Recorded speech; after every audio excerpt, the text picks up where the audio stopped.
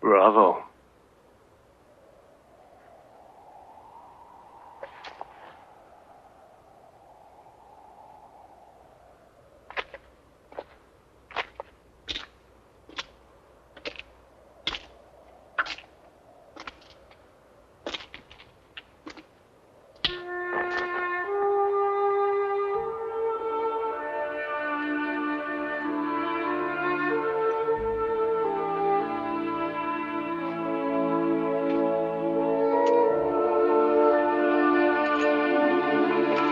Okay, hi guys, and welcome to the show.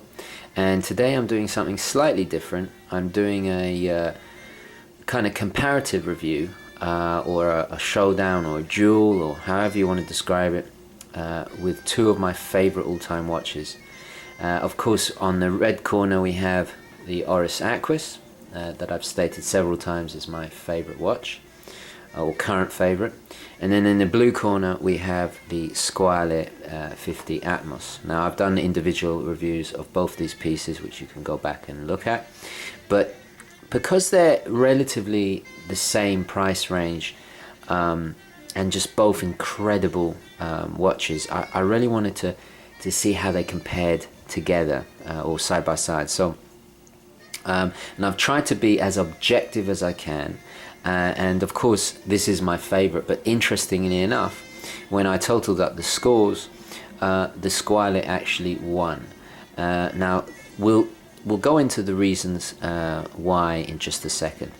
Firstly, I just want to show you just a rough little kind of system of grading I've come up with, which is 10 categories. So we have value, design, movement, brand prestige, quality, style, versatility, performance, durability, and the X factor. And then we give a total grade at the end. So let's talk about value first. We'll start at the beginning. Now, this takes into consideration resale value, retail price, how they price on the second-hand market, and as you can see, the Oris got an 8 out of 10 and the Squale 10 out of 10. Now the Squale wins here simply because it's the more affordable. It holds its value quite well. I mean, you can almost get your money back, and there is a demand on the second-hand market. Now the Oris is pretty much in the same boat, but what gives it a slightly lower score is the fact that the prices are slightly higher. You know, you'll be lucky to get one of these for under £1,000. Definitely not the 40mm version, which I have here, but it is slightly expensive, more expensive, and of course they go into the more extreme higher end with more the more complications you get, and limited editions as such. So, but the Squale is pretty much all under £1,000 for this particular model. So the Squale wins there. So that's that. Now the design. Now when I mean design, we're talking just we're not talking the aesthetics in a kind of which pleases the eye more. We're talking about the design features, how much thought and expertise and experience and craftsmanship has gone into the design.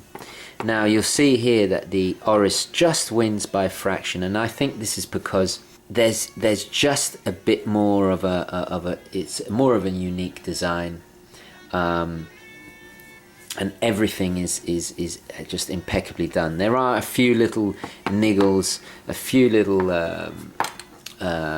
points that I think could have been improved, but having said that, they are both beautifully designed and very unique, and so they both score extremely highly. The Oris just taking the lead just by 1 point there. Then we'll go on to the movement. Now the movement, as you see here, the Squale is actually 1 here. Now the reason for this is because the Squale has the better ETA movement. Now, even though the ETA in this particular Squale isn't as accurate as the Sellita SW200 in this one, I feel the power reserve and just the reliability of the ETA, having been around longer, just puts it slightly ahead, even though accuracy wise the Sellita is a smidgen better.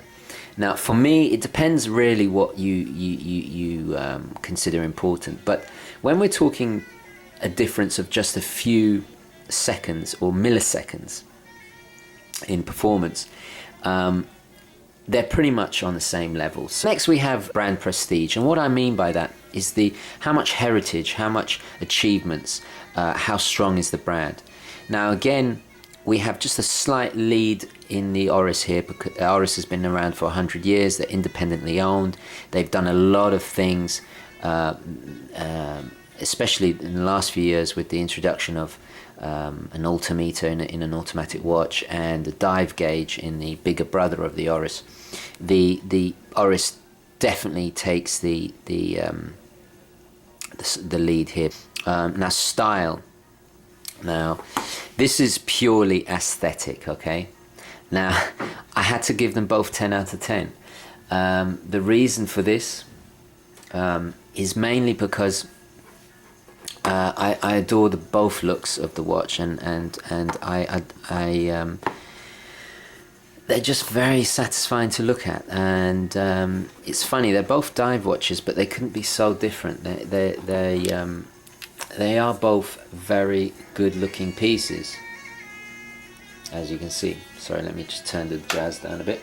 And I both gave them 10 out of 10 because they are both stunning to look at. And they both come in a wide variety of colours, combinations, and that definitely puts the marks up.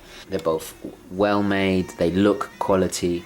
They're individual designs. They're not trying to be a homage. They're not trying to copy anybody.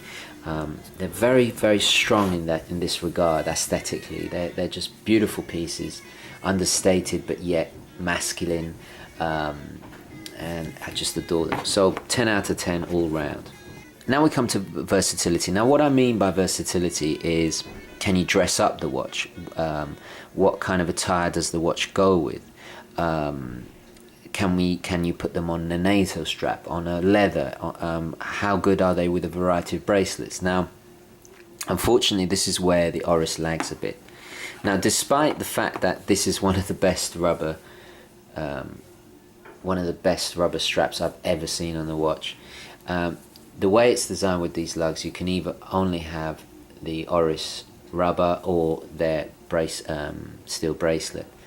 Now, this for me is a little bit of downfall. Now, don't get me wrong, I love the bracelets that they have, and I love the rubber straps, and I still stand by my statement that they are the best rubber straps in the business that I've ever experienced.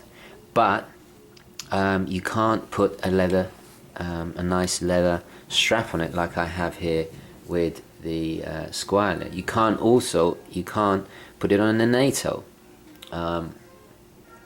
which again kind of lowers the point again, the marks. So the Oris slips behind here a little bit in versatility with 7, but the Squale just steals the show, and this is why. This Squale looks gorgeous on a NATO. It murders a leather strap, as you see here. It looks fantastic on all kinds of different bracelets. It's a very versatile piece, and it just steals the show.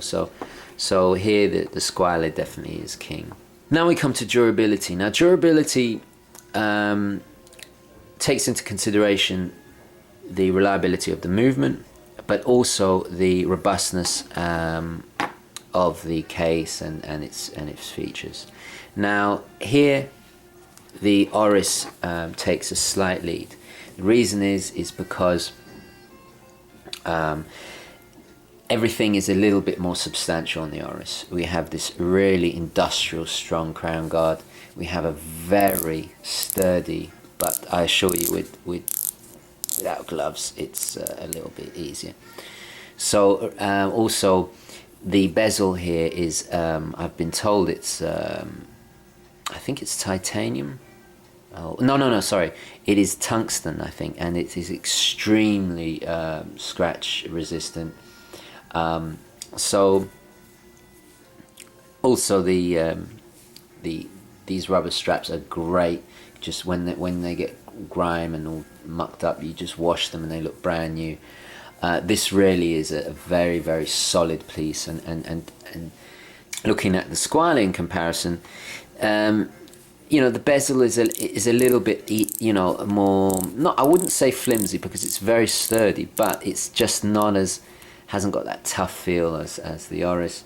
Also the lug, the lugs do protrude a little bit more, so it might catch on a little easier, and also it's quite a tall watch, so this has the possibility of catching. So but it's very, very sturdy, and as you've seen me walking a dog and doing these kind of things, it's managed to stay in relatively good shape. The only drawback is the bezel here is still the old school aluminium insert style, and it does scratch very easily. I mean, I'm not sure if you can see, but it has got a few little marks, but nothing, you know, major. But now the last category is the X factor. Now what I mean by the X factor is precisely like in that awful show with Simon Cowell. It's that special kind of mystery component that makes it special, that you can't exactly put your finger on. And for me, this is personal preference, but for me, if I'm honest, I think the Squale has a little bit more X factor. It has something, I think it's to do with that iconic orange hand there. It just exudes a kind of masculine machismo of adventure, and because of its maritime kind of heritage, it just has that special something. I mean, when I'm wearing this, I feel confident, and it matches my personality, and it has something special about it. Now the Oris has that too, and what I like about these watches is that they're very, you know, they're a little bit off the radar, and that's what makes them special.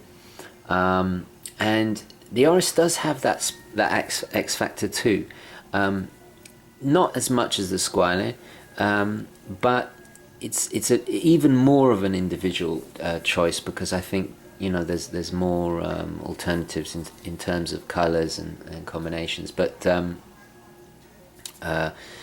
it definitely has something special about it, and I just can't put my finger on it, but I guess that's why it's the X factor. But so for me, the Squale just has that little special extra magic that the Oris does have as well, but the Squale just slightly more. Okay, so the final score after totting all these up, the Squale wins at 92, followed very closely at 87. Now I still think my Oris is my favorite, but you know, very close second with the Squale. So if you are on the fence about which one to go for, this might help you a little bit.